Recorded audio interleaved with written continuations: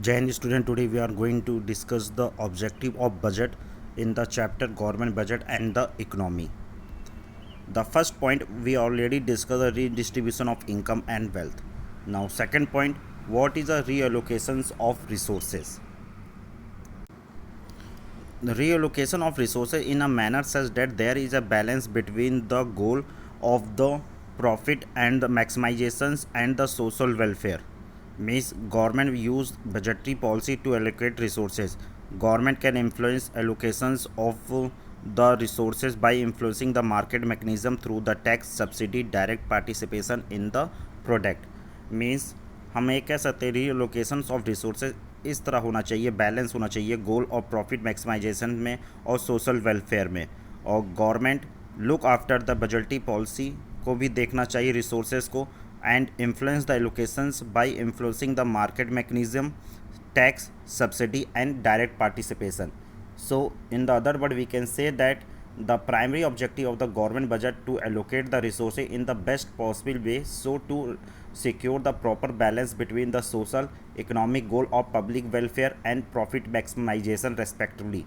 For this purpose, the budget of the government may have rival public expenditure policy, like more expenditure can be planned in the field of defense, infrastructure, administrations, and the promote public welfare. At the same time, government can also use its taxation policy, mobilize resources for investment, can give subsidy to small scale industry to increase them.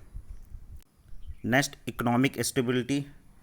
The stability in the economy means keeping fluctuation in general price level within a limit.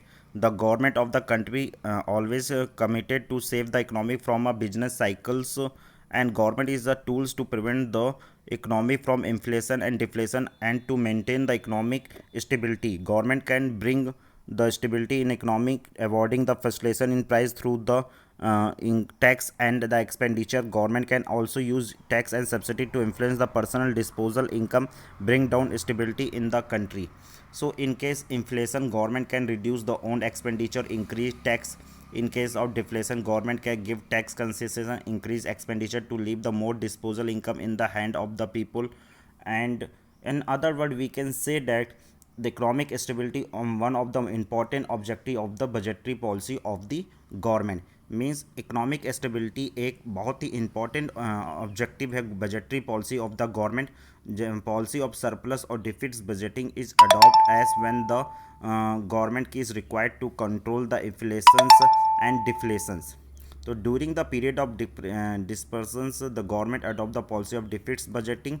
Under this policy, the government need to increase its spending, cut down its taxation. Next, economic growth. Economic growth. The another purpose of the government is today to study the generation of saving, investment, consumption, capital formation to assess the trend of growth in the economy to improve the standard of living of the people. So economic growth implies the substantial increase in the real GDP of economy and increase the volume of goods service produced in an economy. And budget can be effective tools to ensure the economic growth in a country. And if the government provide tax rebate, other incentive, the productivity ventures project, it can be stimulate saving and investment in the economy. Thank you.